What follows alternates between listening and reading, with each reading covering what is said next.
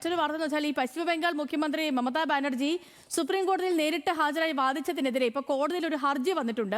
അഖില Bharata Hindu Mahasabha vice പ്രസിഡന്റായ സതീഷ് കുമാർ അഗർവാളാണ് supreme കോടതിയെ സമീപിച്ചത്. Paschima Bangal SIR case chief justice സൂര്യകാന്തിന്റെ നേതൃത്വത്തിലുള്ള ബെഞ്ച് ഇന്നിപ്പോൾ പരിഗണിക്കാനിരിക്കാൻ ഈ ഹർജി കൂടി വന്നിരിക്കുന്നത്. ഷപ്ന വിവരങ്ങളുമായി നമുക്കൊപ്പം ലീഗൽ ഡെസ്കിൽ നിന്നുണ്ട്. ഷപ്ന, ഹർജിയിൽ എന്തൊക്കെയാണ് പറഞ്ഞിരിക്കുന്നത്?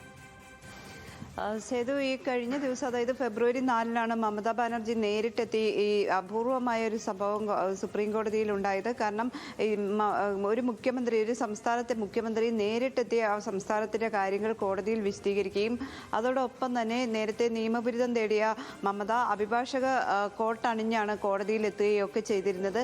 ഇതിൽ കൃത്യമായി നിലപാടുകൾ മമത കോടതിക്ക് മുമ്പാകെ നിരത്തുകയും ചെയ്തിരുന്നു. SIR വിഷയത്തിൽ വലിയ ക്രമക്കേടുകൾ നടക്കുന്നുണ്ട്, പലരെയും വോട്ടർ പട്ടികയിൽ നിന്ന് പുറത്താക്കുന്നുണ്ട്, BJP ഭരിക്കുന്ന സംസ്ഥാനങ്ങളിൽ നിന്ന് ഉദ്യോഗസ്ഥരെത്തിയാണ് ഇത്തരത്തിലുള്ള പ്രവർത്തികൾ ചെയ്യുന്നത്.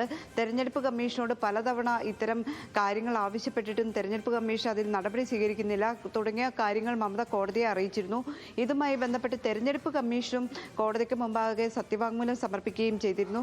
തെരഞ്ഞെടുപ്പ് കമ്മീഷൻ പറഞ്ഞത് മമതാ ബാനർജി ഒരു രീതിയിലും SIR നടപടിയുമായി സഹകരിക്കുന്നില്ല, പശ്ചിമ ബംഗാളിൽ മാത്രമാണ് ഇത്തരത്തിലുള്ള എതിർപ്പുള്ളത്, അതുകൊണ്ട് തന്നെ SIR നടപടികൾ ഉദ്യോഗസ്ഥർക്ക് പൂർത്തിയാക്കാൻ സാധിക്കുന്നില്ല എന്ന് തെരഞ്ഞെടുപ്പ് കമ്മീഷനും കോടതിയെ അറിയിച്ചിരുന്നു. ഇന്നിപ്പോൾ ഏതായാലും ചീഫ് ജസ്റ്റിസ് മുമ്പാകെ ഈ ഹർജി വരുന്നുണ്ട്. ഇതിനിടെയാണ് മമതാ ബാനർജി നേരിട്ട് ഇത്തരത്തിൽ വാദം നടത്തിയത് തെറ്റാണ്, ഭരണഘടനാപരമായി അതിൽ ഉചിതമല്ല തുടങ്ങിയ കാര്യങ്ങൾ ചൂണ്ടിക്കാണിച്ചാണ് ഒരു ഹർജി എത്തിയിട്ടുള്ളത്.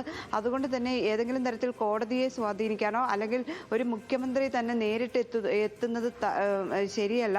അഭിഭാഷകർ, നിയമപരമായി നിയമിച്ച അഭിഭാഷകരുണ്ട് ഈ സംസ്ഥാനത്തിന് വേണ്ടി വാദിക്കാൻ, അവർ ഉള്ളപ്പോൾ മുഖ്യമന്ത്രി എത്തരുത് തുടങ്ങിയ കാര്യങ്ങളാണ് ഈ ഹർജിയിൽ പറയുന്നത്. ഓക്കെ ഷപ്ന, ശരി.